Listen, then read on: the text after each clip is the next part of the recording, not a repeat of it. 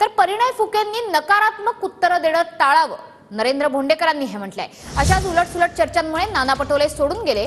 नरेंद्र भोंडेकरांनी परिणय फुकेंवर ही टीका केली आहे। मी भाजपात जाणार होतो, पण तिथे गेल्यावर वाद होतील असं म्हटलं। शिंदे गटात प्रवेश केल्यानंतर नरेंद्र भोंडेकरांनी ही प्रतिक्रिया दिली आहे। आमदार नरेंद्र भोंडेकर हो, काय सांगाल? परिणयजीची पण एक पोस्ट दिसत आहे आणि कार्यक्रमात जो पार पडला त्यामध्ये काही घटक पक्षातील नेते जे आहेत अनुपस्थित होते।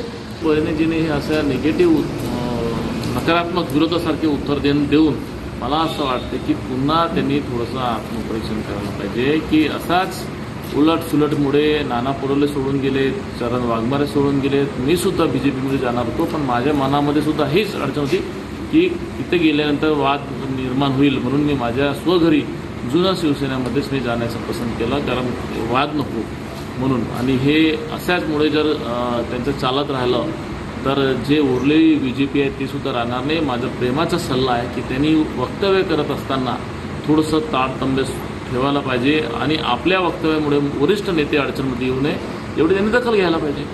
रुपेश सपाटे, TV9 मराठी, भंडारा।